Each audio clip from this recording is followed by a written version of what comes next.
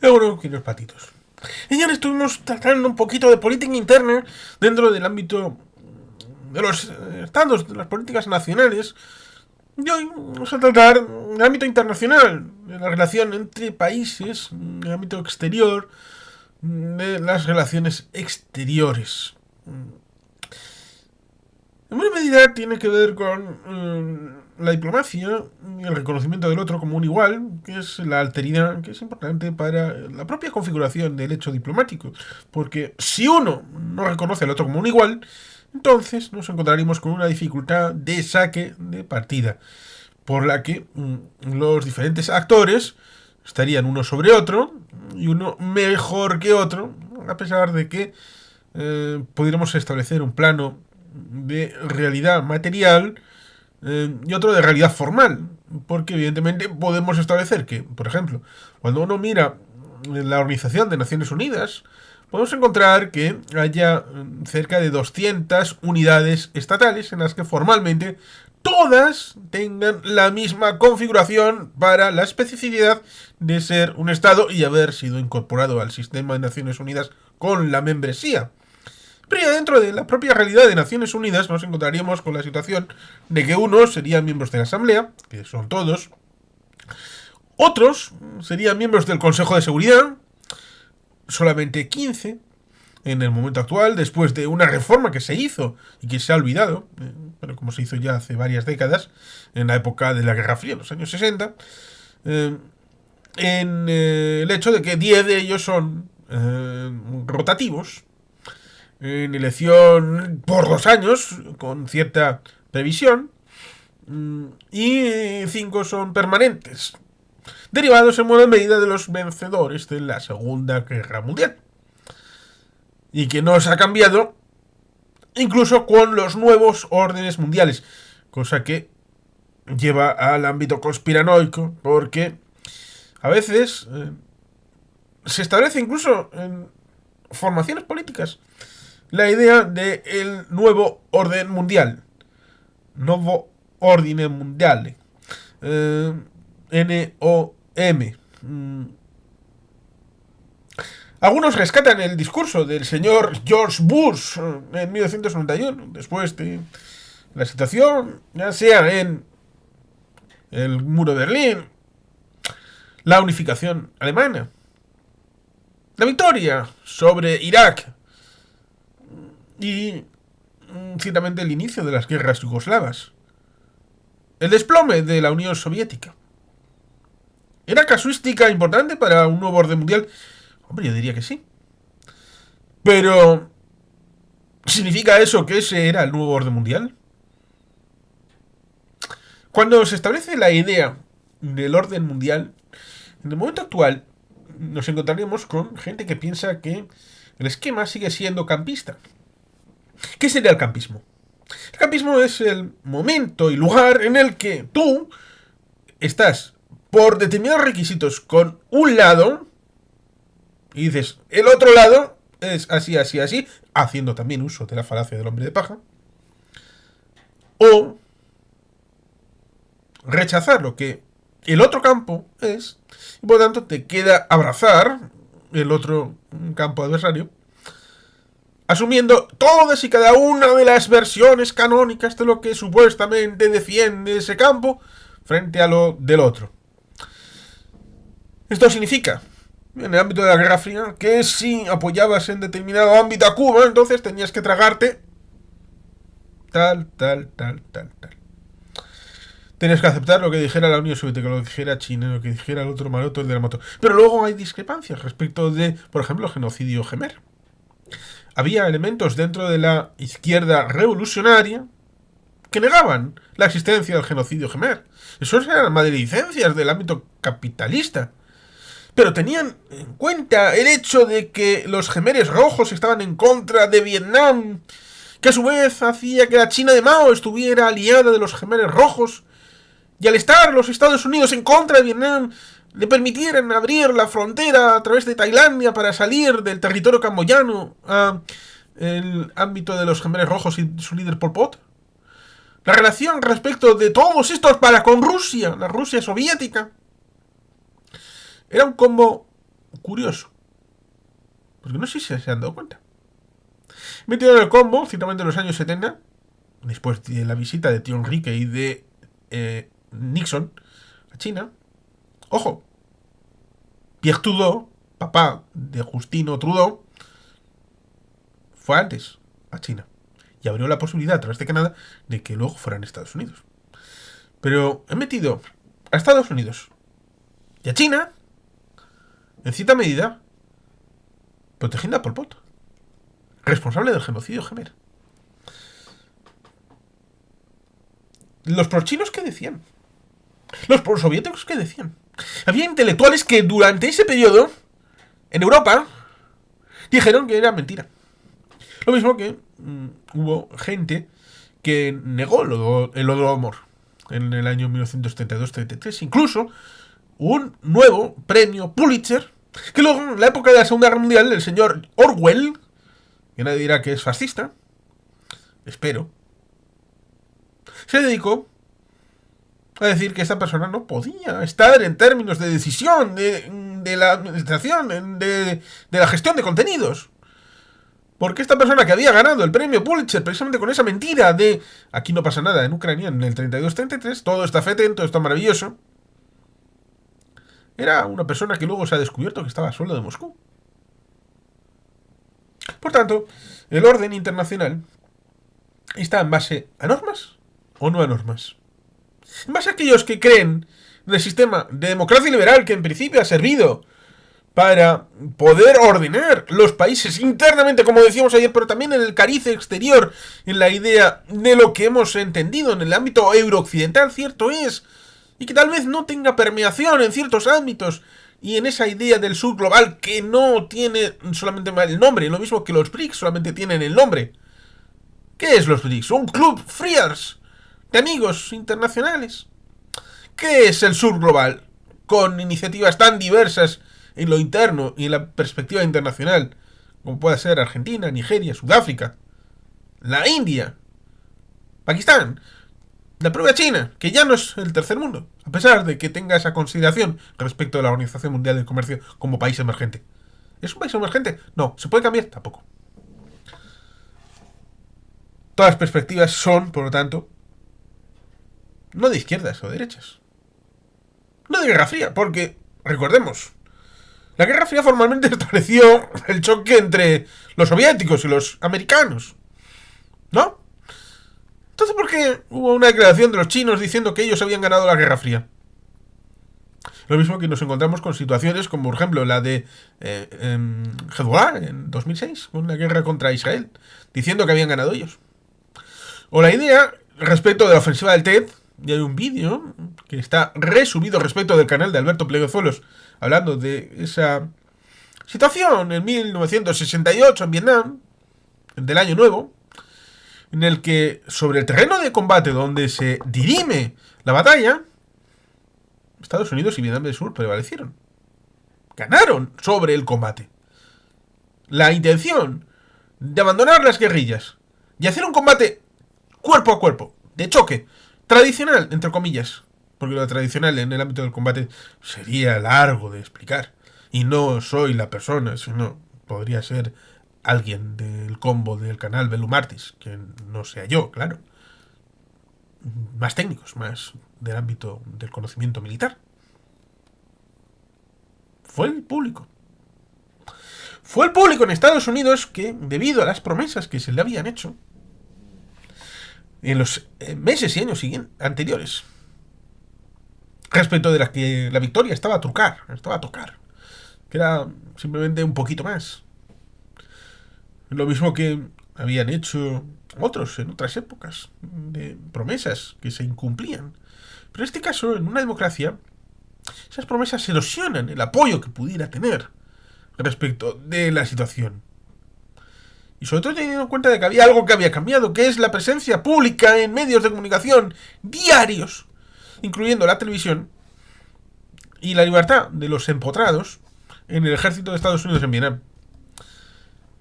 Eso hizo que la ofensiva del TED fuera una victoria militar, pero un fracaso político. La victoria militar en 2006 fue israelí. Pero fue una derrota comunicacional, lo cual dio alas a Hezbollah de pensar que habían ganado y que podían prepararse para la siguiente victoria utilizando los mismos métodos y el mismo combate. Y se encontraron con los Vipers, con Israel habiendo hecho una perspectiva de lo que tenían que hacer, siendo muy inteligentes a partir de 2009, con larga vista, con una percepción de larga duración. En ese mundo en el que hemos aprendido, sí, sería irnos a la historia, ciertamente, porque en buena medida, sobre todo más en el ámbito internacional que en el ámbito nacional o estatal, la historia ejemplifica aquellos procesos que pudiéramos aprender de ellos, como puede ser, por ejemplo, la situación previa al Congreso de Viena, en donde nos encontramos previamente la Guerra de los 7 años, que configura en concatenación, podemos hablar que en la parte británica, la Guerra de los 7 años configura una pérdida económica importante que derivó en la necesidad de extraer recursos para poder pagar aquellas consecuencias. Eso derivó en buena medida al intento de llevar en el ámbito inglés de las islas algo que no hicieron, no pudieron implementar, y en el ámbito de las 13 colonias acabaron imponiendo alguna serie de impuestos. La idea de no taxation without representation estaba ahí, y la idea ciertamente de que si querían ponerles impuestos tenían que ser recogidos en una adopción conjunta en, por ejemplo, la Cámara de los Comunes, en donde estuvieran representantes de las colonias. Esto derivó en el motín del té de Boston y en la guerra de secesión o de independencia, de secesión, de segregación más bien. Por la guerra de secesión sería después, en el siglo XIX. Pero se entendía de segregación de las colonias respecto del Imperio Británico. Esa situación en el ámbito francés tuvo también esa derivada. La derivada de que los dineros que requería la reposición de los recursos gastados derivaron en llamar a los ricos y decirles, ¿podéis pagar? No me viene bien, estamos cortos de fondos. Y tuvieron que llamar a los estados generales y todo aquello derivó en la Revolución Francesa. Con lo cual, una guerrita puede tener consecuencias políticas perdurables, como puede ser la guerra de independencia de Estados Unidos con la Revolución Francesa en el marco de la Europa continental, con la derivada posterior del Imperio francés, con Napoleón, y al final ese intento de apaciguar ánimos, como es el Congreso de Viena, 1814-1815, con la evolución interesante para el continente europeo, que después de siglos de haberse dado de hostias así a lo loco entre potencias, y todos los siglos había más de una guerra en la que se involucraba 3 o 4 potencias en alguna guerra de sucesión, como se sucedió concatenadamente la guerra de sucesión de Prusia con la de Austria en ese siglo XIX, en ámbito local, regional, a pesar de que había una suerte de paz, porque estaba mucho más pacificado el continente respecto de lo que habían sido siglos anteriores. Y esa paz, en buena medida, dio una idea respecto de la guerra diferente al ámbito del europeo medio. Sobre todo teniendo en cuenta de lo que el señor Alberto Garín, Fernando Díaz Villanueva, en el libro Contra la Revolución Francesa, establecían la idea de que la Revolución Francesa en buena medida fue porque había crecido una expectativa de mejora de vida respecto de la Revolución Industrial, económica, respecto de lo que había percibido el francés medio de no ya pasar hambre, sino de tener más o menos insumos o la posibilidad de tener más o menos pan a la hora de vivir. Digo, los franceses más humildes. Dejó de lado el hecho de quién era francés, quién hablaba francés, entonces sería un tercio, porque solamente en torno a Lutecia, en la lengua de Oil, en el ámbito de la Ile-de-France, había 2 tercios que no hablaban francés, hablaban otras cosas. O el hecho de que actualmente podríamos hablar de que el italiano no existe. Algunos se ha desmayado ahora. Hay 11 dialectos, uno de los cuales cercano al florentino. sería considerado como el italiano canónico, ¿no? Pero italiano como lengua que unifique toda la realidad fue un invento de la zona de finales del siglo XIX, la época romántica, con la idea de que a cada estado se le correspondía un idioma nacional. Y por lo tanto hubo un intento de unificación, cosa que no se ha producido en estos años. Y nos encontramos ciertamente con una situación curiosona en el ámbito lingüístico en la Italia actual. En ese momento, la paz de Metternich, canciller austrohúngaro, nos encontramos luego con la paz de Bismarck. Unas paces que en principio eran distintas a lo que podemos considerar paz ahora, pero era paz de nuestros tiempos en aquel momento, con guerras en principio periféricas, como la guerra de Crimea, y con situaciones que evidentemente evolucionaron. Y al final, aparte de guerras como puede ser la guerra franco-prusiana, nos encontramos con esa situación curiosa en la que en principio en agosto, y digo bien, solamente en agosto, el 14, había esa euforia inicial respecto de sí, vamos a la guerra, va a ser corta, para Navidad seguro que estamos ya de vuelta en casa. Y por lo tanto, la historia ciertamente nos dice que se concatenó una serie de conflictos que podemos establecer desde el 14 hasta el 45, con situaciones que luego, en algunos escenarios, trascienden todos estos limitantes respecto de lo que conceptualmente hemos dicho que son las fronteras históricas de inicio y finalización de los procesos históricos, que es discutido y discutible. En el marco eurooccidental nos encontramos ciertamente con el norte de América, especialmente Estados Unidos y Canadá, y Europa occidental, a partir del 45, una situación en la que quieren salir de todo eso.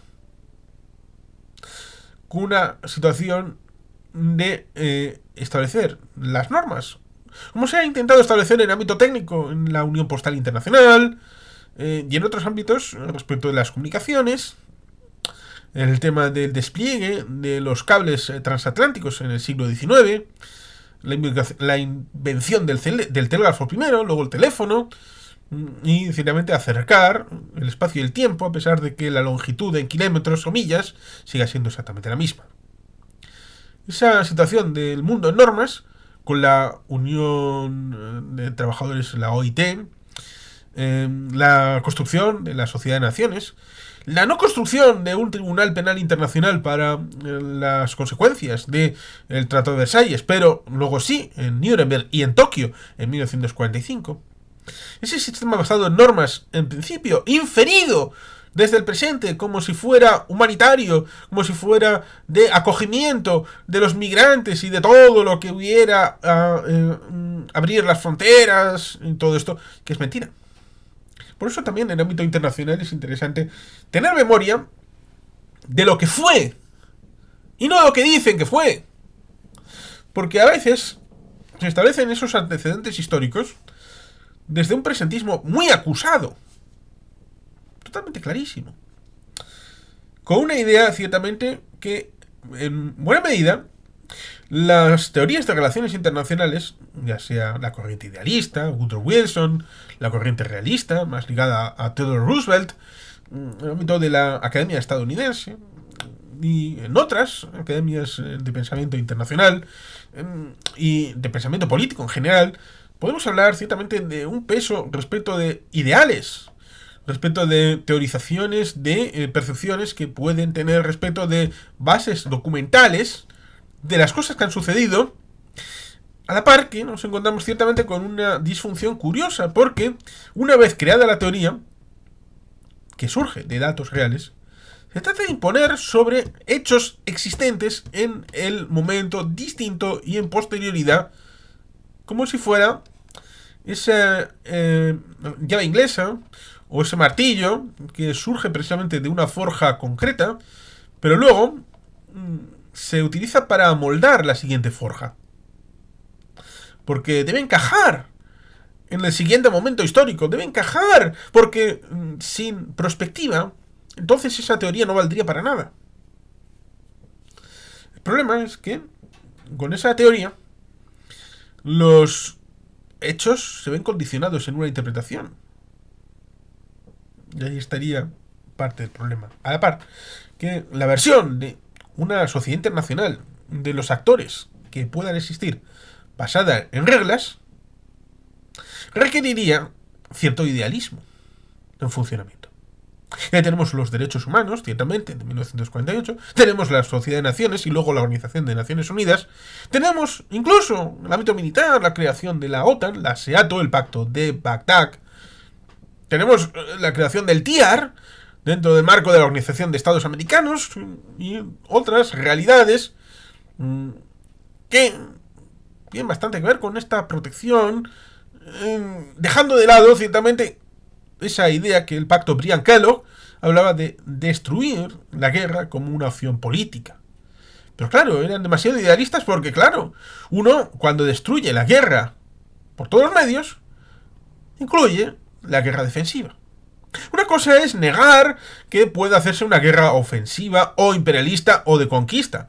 Y eso suena bastante razonable. Pero cuando te pegan, cuando te ahostian, cuando intentan la laminación de lo que tú eres, porque no hay alteridad, no hay diplomacia, no hay igualdad respecto de lo que uno es y la situación de respeto de la sociedad internacional basada en normas, uno debe de apelar al derecho básico de la autodefensa, ya sea de la persona o de los colectivos humanos en forma de una sociedad organizada, como son las naciones estructuradas en estados. Y esto debería de ser bastante claro. Pero en el mundo que ha continuado después del 2001, el 11 de septiembre, aunque, claro, la sociedad actual, en cuanto al marco general que puede establecerse respecto de lo que supone la Edad Antigua, supuestamente terminada en el 476 con Rómulo Augustulo, con la Edad Media, que termina, en teoría, en 1453 con la caída de Constantinopla, pero para un ibérico dirá que es 1492, con el descubrimiento del Nuevo Mundo, de las Américas, aunque no llevaran ese nombre en ese momento. Y la situación de la Edad Moderna, ahora que hablan de modernidad, no, la Edad Moderna culminaría en 1789 con la Revolución Francesa. ¿Y cuándo termina la Edad Contemporánea? Y de haber terminado, ¿cuándo y con qué nombre lo ponemos? ¿Cuándo empieza la posmodernidad? Porque no tenemos un nombre para lo que pueda ser esa posmodernidad. ¿Y cuándo empezó? ¿Y qué contenidos tiene? Es el ignoto. Porque lo que pasa, por ejemplo, con la Edad Meiji. La Edad Meiji no se conoció cuando se fundó. Le pusieron ese nombre después, cuando estaba terminando. Tenemos que esperar a que termine esta posmodernidad y haya otro punto de giro, se dé cierre a esta etapa, y entonces podemos ponerle nombre. Pero quizá ya no esté yo entre ellos, y no estés tú. No estemos aquí para ver que esto se llama la edad del loro de chocolate.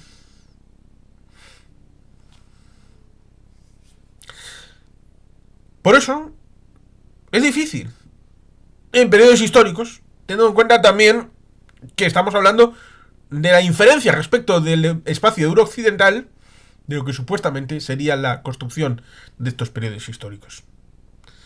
En el periodo actual pareciera que el idealismo ha desaparecido. Es bastante realismo.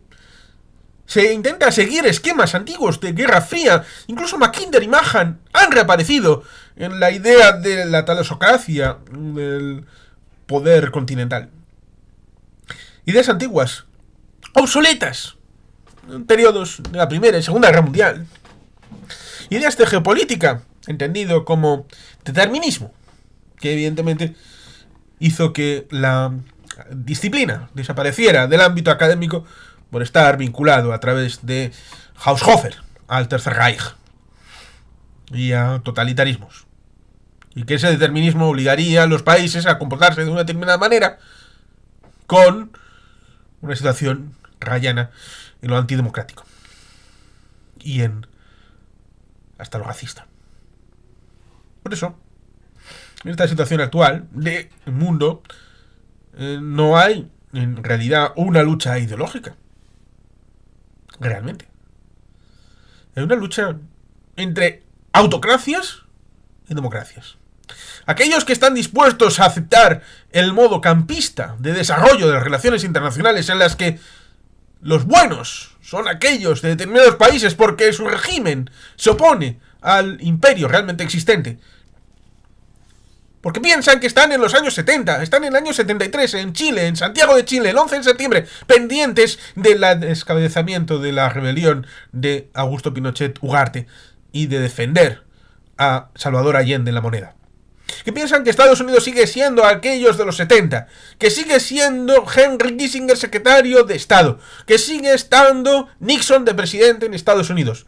Siguen pensando que estamos en aquel momento en el que el imperio, único imperio, porque se olvidan de que en el 73 estaba la Unión Soviética y había hecho lo de Checoslovaquia, lo de Hungría, lo de la República Democrática Alemana y muchas otras cosas en su campo,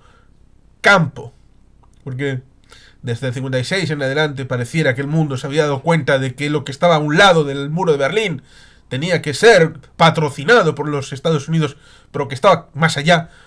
Daba igual que se rebelaran, da igual que se opresaran por parte de los moscovitas políticos. Da igual que dijeran que no querían estar subyugados por la opresión comunista, que iban a recibir cero apoyo por parte de los occidentales en una suerte de reparto del mundo, como el que había hecho Stalin y Churchill en el 43, con el boli rojo y el boli azul. Esa situación, ciertamente, no es la de ahora. No estamos en esos Estados Unidos. Como entonces también hay otros imperios. Algunos en decadencia, como Rusia. Otros también en decadencia, pero no aparentemente, y que se sostienen en la imagen pública y con la potencia demográfica y de los números, como es China. Imperios antiguos, como el persa, a través de la situación de Irán, cuyo legado ha sido tamizado a través de los ayatolás y de la construcción de un modelo Shii, que es el 10% de los musulmanes del mundo. Y otros imperialismos, a pesar de que no tengan raigambre y tradición, se actúan como si fueran imperios realmente existentes. Por tanto, algunos que piensan, Estados Unidos es el único imperio, y por tanto, todo lo que haga Estados Unidos está mal, y yo que me opongo a Estados Unidos, voy a incluirme dentro del eje de los que están bien. Y por tanto, si se apoya a Maduro, es porque Maduro no está con Estados Unidos. Y está mal en Estados Unidos. Por tanto, Maduro es socialista, Maduro es antiimperialista, Maduro es de los buenos. Si Rusia lleva cosas respecto de gestión en el ámbito de relaciones con Corea del Norte, está bien, porque Corea del Norte se opone a Estados Unidos desde el 50. Irán está bien, porque lleva una reunión de luchas contra Estados Unidos, ya sea con el primo interpuesto de Israel, ya sea en Hamas, en Hezbollah, en el caso de Líbano. Los hutíes, en el caso de Yemen, con interpuesto en Arabia Saudí, con la lucha con los hutíes. Por tanto, cuando Rusia e Irán llegan a un acuerdo, chachipiruli, cuando Rusia y Corea del Norte llegan a un acuerdo, chachipiruli, porque se oponen a Estados Unidos. Y lo importante en esa relación es, si te opones a Estados Unidos, entonces estás bien y eres bueno. Olvidando, precisamente, los lineamientos fundamentales. Derechos humanos. Libertad de los pueblos. Autodeterminación. ¿Los pueblos son libres para elegir sus propios destinos? ¿Es el modelo de democracia liberal el bueno o puede haber dictaduras teocráticas, dictaduras autoproclamadas, en donde, basándose en lo que se ha ocurrido en ese momento y ese lugar, porque entonces podríamos decir que Estados Unidos es una dictadura, porque como en el año 2000, en septiembre, octubre, noviembre, diciembre, hubo una gestión pésima respecto de lo que sucedió en el condado de Miami-Dade, respecto de la elección entre Al Gore y George Bush Jr., y la situación que el reconteo derivó en una decisión histórica del Tribunal Supremo, paralizando el conteo para que pudiera establecerse el colegio electoral en diciembre y pudiera nominarse al presidente que iba a ser para la juramentación el día 20 de enero de 2001, Y ya a partir de entonces... Y por tanto, en el juego de espejos, cualquier cosa que haga cualquier persona, cualquier contenido, cualquier continente, cualquier país, entonces se juzgará en función de si en una democracia disfuncional en Venezuela y por lo tanto se puede justificar que Edmundo González Urrutia ganó las elecciones el día 28 de julio de 2024. Entonces, dado que en septiembre, octubre, noviembre, diciembre del año 2000 hubo una situación complicada en Estados Unidos y luego en el año 2020, 20 años después, ganó Joe Biden, Joseph Robinette Biden Jr., pero una contestación que llevó a tribunales la elección en determinados estados, empezando por Georgia, pero también Arizona, Pensilvania, y derivó en la situación del 6 de enero de 2021. Entonces Estados Unidos es una dictadura y entonces Bolsonaro puede hacer lo que quiera. ¿A qué no? Porque Bolsonaro intentó tomar el poder previamente en enero de 2023, estando en Mar-a-Lago. Resulta curioso, estando con Trump en Florida. No lo logró. Pero si lo hubiera logrado, ¿qué hubieran dicho los progres de América? ¿Qué hubieran dicho Petro, Sheinbaum, AMLO respecto de la injerencia o no injerencia en un golpe de estado triunfante? Respecto de Bolsonaro, que perdió las elecciones, pero tal vez pudo haberse mantenido el poder de haber tenido mayor fortuna y mayor acompañamiento de determinadas unidades militares. Claro, es que no puede ser que solamente un discurso de relaciones internacionales, pero también de relaciones humanas, sirva solamente si ganas. Debe de ser en función de un orden basado en reglas que funcione en todo momento y condición, para todas las temporadas, para todas las sesiones, o a mal for all seasons, que decía aquel ámbito de película que era de los años 70, ciertamente, con la época de Enrique VIII y de Tomás Moore, y su libro de Utopía, bien bonito e interesante, que ha servido precisamente para todas las utopías, que es el lugar que no existe. Y que en cierto momento también sirvieron para los movimientos de izquierdas respecto de una sociedad distinta, como esa que la organización de los pueblos, la OLAS, la Organización de la Liberación en América Socialista o algo parecido, que se funda en el 67 y se disuelve en el 67, en La Habana. Es interesante eso porque está vinculado luego a una situación de rebelión y con la Operación Cóndor después, porque el relato cambia bastante según cómo se cuente y cuántos ingredientes se metan y cuántos se excluyan a la hora de contar qué sucedió y dónde. Cambia mucho. Bastante. Cuando nos encontramos con Ucrania, que en principio no había problemas en la constitución de la ONU de que Ucrania fuera un país interviniente desde el inicio, con Belarus, y luego la URSS con su asiento propio en el 91, por lo tanto no tenían que ingresar en la ONU, ya estaban en la ONU, ingresaron otros, se reconoció la independencia. Ojo, cuidado, porque el primero en independizarse fue la propia Rusia. Y no voy a decir mucho más porque aparte de la bandera de Ucrania, que está aquí, Slava Ukraini, Heroyam Slava, tenemos este libro, Guerra en Ucrania, que motivó que Ucrania prevaleciera y Rusia fracasara. Explicando la vertiente histórica, que es la parte importante. ¿De qué pasó con el caso de Ucrania? ¿Por qué existe Ucrania? ¿Y qué derecho le asiste a poder ser una realidad? Ya hemos pasado los 3 años de guerra. Y evidentemente Rusia no tiene derecho a ir imponiendo su voluntad en países terceros. Que si creemos en el principio de autodeterminación de los pueblos, ellos tienen derecho a ser un país con respeto a las minorías.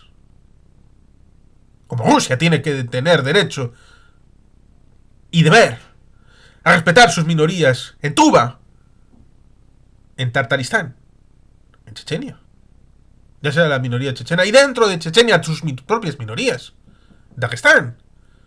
No pueden ir como China respecto de los países árabes tratando de ser protector, aunque lo de China es más mercantilista que político. En el caso de China no puede aceptarse una posición respecto de Afganistán, respecto de los países del Golfo, cuando tienen ellos Xinjiang. No se puede, y esto sí es una posición razonable, aceptar ese posicionamiento externo de China respecto de determinados países y no pasarle la factura respecto de Xinjiang y del, sí, genocidio uigur que están practicando. O más claro, si hablamos de genocidio, el genocidio más claro en nuestros días, aparte del Rohingya, tenemos un genocidio bastante claro que no se tiene por tal. El genocidio venezolano. ¿Por qué? Porque un genocidio no solamente es la muerte, es un desplazamiento. Y que me digan que no es un genocidio el desplazamiento de 9 millones de personas fuera de su territorio por una objeción política. ¿Y cuál es la objeción política? El mantenimiento del régimen bolivariano. No pueden seguir manteniendo un esquema de cosas, y se lo dijo Fidel Castro o Rafael Chávez Frías. Se lo dijo: Huguito, no puedes mantener revolución con elecciones periódicas burguesas. En un momento dado puede ser que el pueblo cambie los valores, como le pasó a los franceses en los años 80 en determinadas zonas de Marsella, de Lyon, de la Costa Azul, en donde votaban al Partido Comunista Francés y 20 años, 40 años después, empezaron a votar al Frente Nacional de Le Pen. Habían cambiado sus valores. Habían cambiado de izquierda a derecha. Habían cambiado de valores de solidaridad por valores de seguridad. Y esto, cuando cambiaron de persona en base al Le Pen, que tenía un monotema, por Marine Le Pen, su hija, esta fue más perspicaz y varió y amplió los temas de debate. En el ámbito de Venezuela, hemisferio occidental, el más injerencista en el segundo término del siglo XX no fue Estados Unidos, fue Cuba. Fue Cuba. Y se olvida, porque como terminó la Guerra Fría, eso ya es agua pasada. Desapareció. Ya no pasa nada. Y es que los principios son importantes, muy importantes. Por ejemplo, recuerdo una película de ese comienzo de los años 80, como es Scarface, aquella de Al Pacino, con participación de Oliver Stone. Resulta curioso porque en aquel momento, esa película, con ese inicio, con esa concepción que tiene respecto de los expulsados del Mariel, estaban comprando el discurso de Fidel Castro. Y es importante porque luego, en el año 2002-2003, el señor Oliver Stone le hará un blanqueo de cara al señor Fidel Castro. Lo mismo que tenemos en este canal desmenuzado un documental de Revealing Ukraine del señor Oliver Stone, porque se puso del lado de Medvedchuk, que es un lacayo de Vladimir Putin, y los dos salen en ese documental, que está explicado, como digo, en más de un vídeo, en uno largo y otro corto, en este canal. Por tanto, cuando uno carece de principios, adopta la fase de realismo, pero sin acudir a la fase académica respecto de lo que fue la teórica de la escuela internacional de pensamiento realista, incluyendo Teddy Roosevelt. Simplemente se convierte en naif, una suerte de sujeto asexuado, sin ideales, que simplemente dice la realidad es como es. Olvida todo ese periodo y nos volvemos a antes de la paz de Westfalia, la no injerencia en los demás países. Lo que pasa en Venezuela es cosa de los venezolanos. ¿Quién eres tú para meterte en lo de Venezuela? Claro. Hemos acordado una serie de valores compartidos, también a nivel internacional. No hemos establecido que los países deben de organizarse de manera democráticamente liberal y que eso era una opresión en la Guerra Fría y que el marco de enfrente de los tiranos del Kremlin estaban estableciendo una idea de opresión de los pueblos para que no fueran sino subyugados. Y que aquellos intentos de algún caso de subyugarse a través de dictaduras por parte del marco de eurooccidentalismo eran contrarios y son denunciados, como el golpe de Estado del 73 en Chile, por parte de los demócratas en Occidente, como una injerencia contra el sistema de valores occidental. Y que luego Reagan es el que en su mandato trata de resolver y resuelve, porque para el final de los años 80 nos encontramos con democracias en América, en Argentina, en Uruguay, en Chile. Incluso en el 2000 se empieza a establecer una democracia pluralista en México, con el fin del monopolio del PRI. No podemos revolver y cambiar todo eso por sistemas en donde en México se establezca un sistema híbrido, en donde se disponga el poder en determinados ámbitos para el ejército y que se establezca un nuevo PRI, el 2.0 como es Morena, o que se establezca una suerte de estabilización, enfrentismos, ya sea Lula con Bolsonaro, Kast contra Boric, el viejito sabroso contra Petro en Colombia.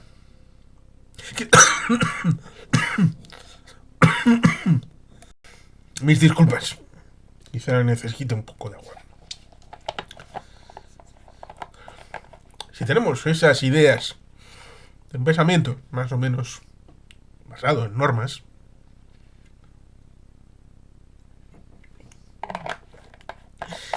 tendremos que tener primero y ante todo un sistema de entendimiento de la realidad. Comprender cuáles son los ingredientes que operan. No un apriorismo, en base al cual podemos decir este es de nuestro campo o del de enfrente. Y tener claro, ciertamente, que los conflictos existen y van a seguir existiendo. Esto lo digo porque hay un amigo, Lucas Assi, que ciertamente tiene una aspiración, la paz mundial. Y esto está muy bien. Cuando uno hace un canal como es el canal Paz Mundial, en el que he colaborado alguna vez, y le agradezco mucho la apertura de no solamente la posibilidad de colaboración, sino también su amistad. Tu amigo argentino, Lucas Assi. Pero en la realidad en la que operan los partidos políticos, también con proyección internacional, a pesar de que, por ejemplo, Pedro Sánchez, Pedro Castejón, primer ministro de España, es presidente de la Internacional Socialista, pero ojo, en el primer momento del siglo XXI, el SPD se montó su propia alianza internacional, con lo cual la Internacional Socialista no es la única internacional desde el ámbito socialdemócrata. Lo mismo que José María Aznar se cargó la Internacional Demócrata Cristiana, que fundara EAJ-PNV, por una Internacional Demócrata de centro. Lo mismo que se cargó el Partido Popular Europeo la intención de incorporar a gente como Berlusconi y el señor Aznar, año 89-90. Y eso acabó mal. Ahora Giorgia Meloni será la próxima integrante cuando vaya a la convergencia y haya comido lo que era Forza Italia. Acabará en el Partido Popular Italiano y en el Partido Popular Europeo. Don Sturz,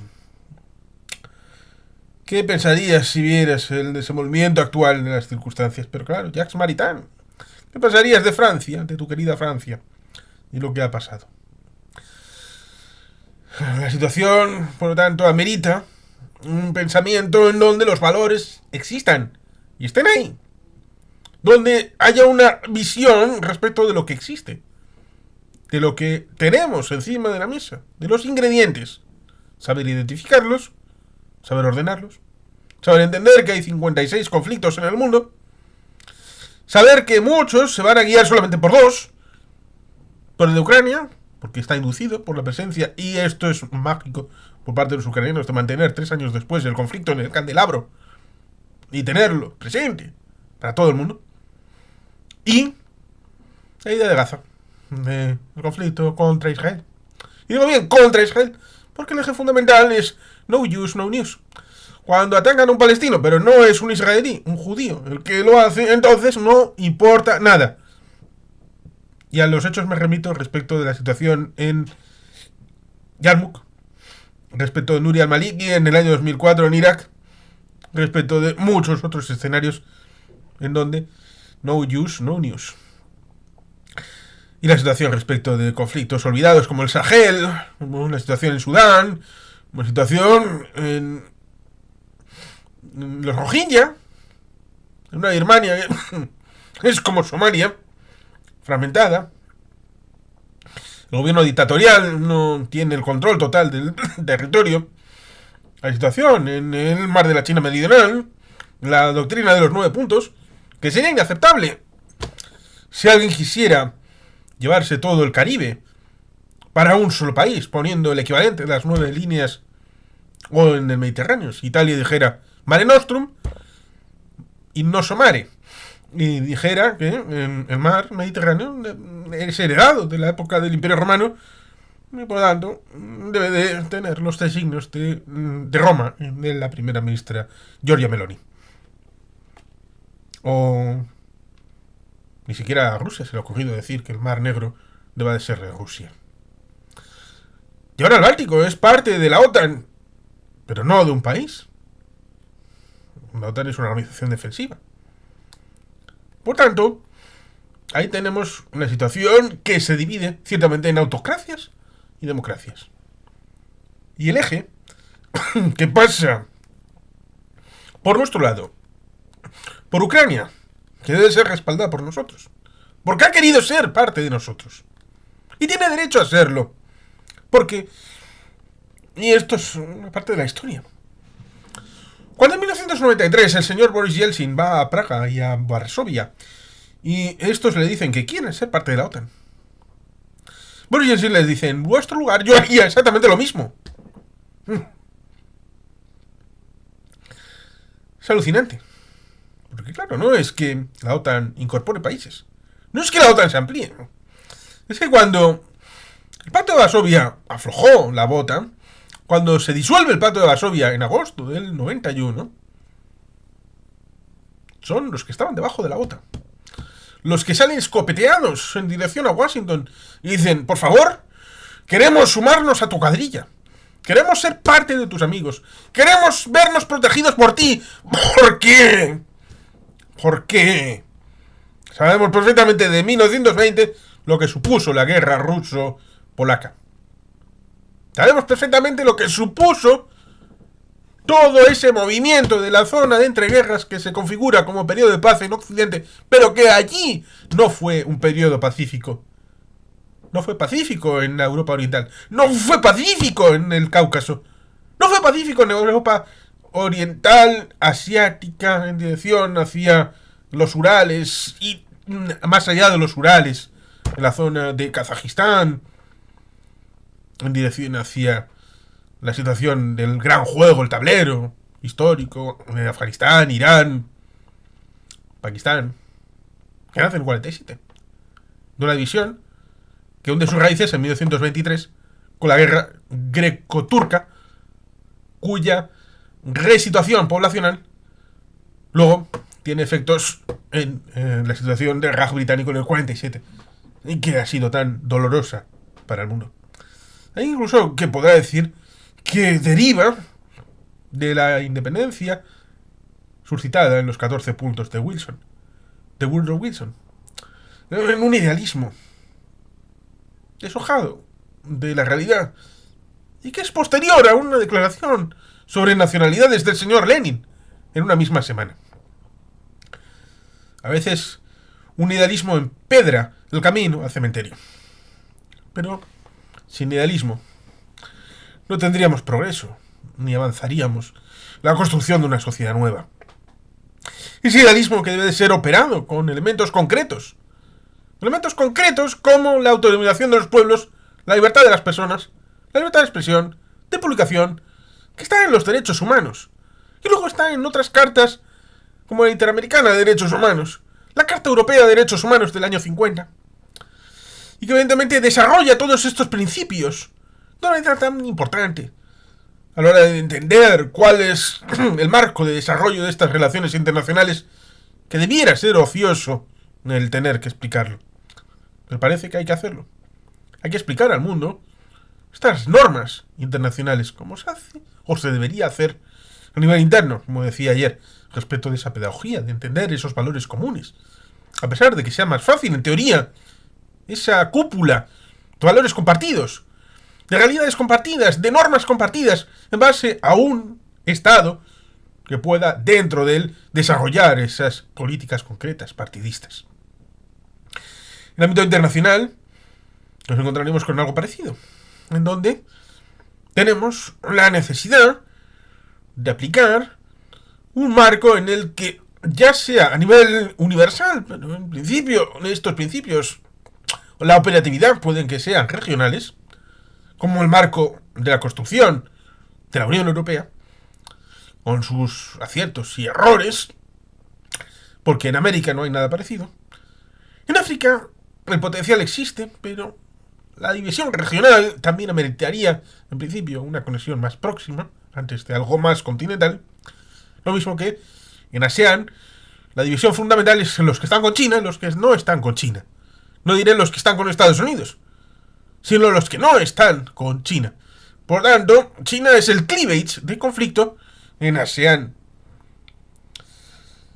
Es complicado, por lo tanto, el mundo en el que vivimos, sobre todo cuando la idea pasa por con quién estamos en lucha. Y en base a eso podemos aceptar o tolerar determinadas desviaciones en base precisamente a ese campo. ¿Estamos contra Estados Unidos? ¿Quién está contra Estados Unidos? ¿Venezuela? ¿Corea del Norte? ¿Irán? ¿Hezbollah? ¿Hamas? ¿Rusia? Son de mi campo. ¿Quién está con Estados Unidos? ¿O Estados Unidos a quién apoya o patrocina? ¿A Ucrania? Ucronazis. ¿Israelí? Genocida. Corea del Sur. Y se lo han puesto a huevo. Golpistas. Japón. Los clichés de siempre. La Segunda Guerra Mundial. El templo. Las visitas. Las mujeres prostituidas. La unidad 731. Para eso, los clichés, los términos de los lugares comunes respecto de las sociedades humanas, de los estados, de los países, de las naciones, las caricaturas, para identificar y personalizar lo que se decía en el siglo XIX del espíritu nacional, el espíritu de las naciones, para precisamente poder hacerlo más comprensible para el ser humano de a pie. Eso que está lejos, a pesar de que ahora podemos encontrarnos a través de aquí con personas de todo el mundo y explicarnos, hablarnos con la traducción más o menos simultánea, con herramientas que yo puedo hablar en cualquier idioma y a esa otra persona que no hable mi idioma hacer una traducción simultánea a través de estas aplicaciones que hacen ese acercamiento entre personas y pueblos. No es los tiempos ni de Bonleto, ni de aquel otro muchacho que fue el auténtico Lawrence Tarabia, que era germano y que fue por todo el mundo. Carlos Caballero Jurado dijo que había que hacer un programa sobre él y acabó haciéndolo, pero creo que fue en otro canal, no fue en este. Es por lo tanto la historia un elemento interesante, pero antes hay que tener valores como brújula moral. Una brújula que nos oriente sobre la oscuridad del mundo. También en estos momentos. En donde esos principios que queremos para nosotros, si queremos un país libre, independiente, con democracia liberal, en donde se pueda votar libremente, elegir entre proyectos distintos, no lo queremos para Irán. No queremos eso también para Venezuela. No queremos que allí también opere la libertad de expresión, que es la que queremos aquí, para que incluso los putinejos nos digan que Rusia es lo más mejor y que el Rocketman tampoco está tan mal. Y que los iraníes con su sistema son gente simpática. A fin de cuentas, quieren el arma nuclear como la tienen los franceses, los británicos y los estadounidenses. Porque lo que funciona aquí deben de ser oprimidos allí. Deben de hacer como que el sistema solamente es válido en una dirección y funcionar en el modo de la ley del embudo. Un lado ancho para uno y estrecho para el otro. Si alguien de este lado utiliza ese sistema de la ley del embudo, se le critica.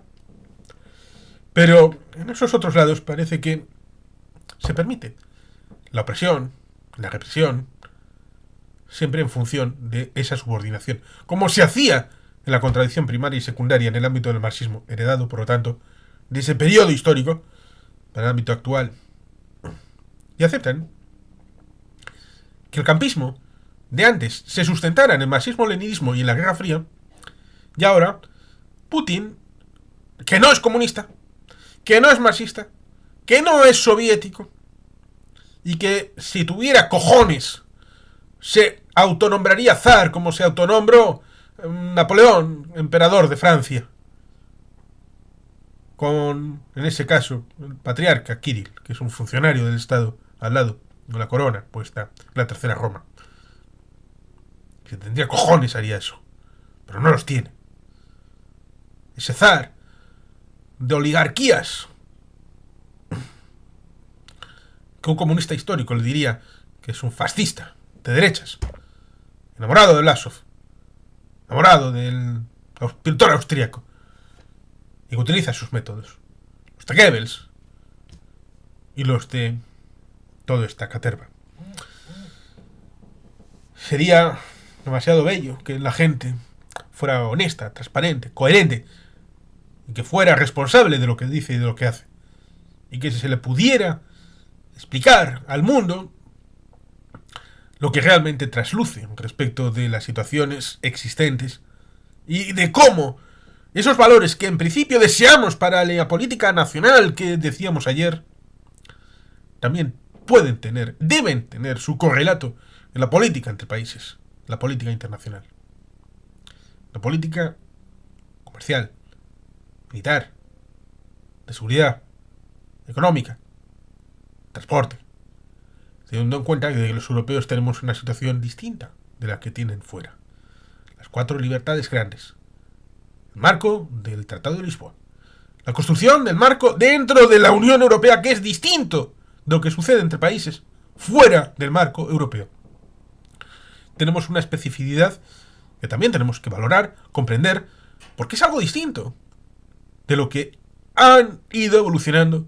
Y por tanto, no solamente tenemos que construir la pedagogía respecto de lo que tenemos en el ámbito europeo, sino también explicar lo que había antes y lo que hay ahora fuera del marco europeo, para que la gente valore todo lo logrado y todo lo que se puede perder por el desconocimiento y la tabula rasa de todo es lo mismo. Ni todo es lo mismo, ni todos son lo mismo. Y los valores hay que aplicarlos en el conocimiento de la realidad existente. Hacer una valoración, una explicación y poder comprender el mundo en el que vivimos. Eso es fundamental. Para poder, tal vez, avanzar. Desde la utopía. Desde la ilusión.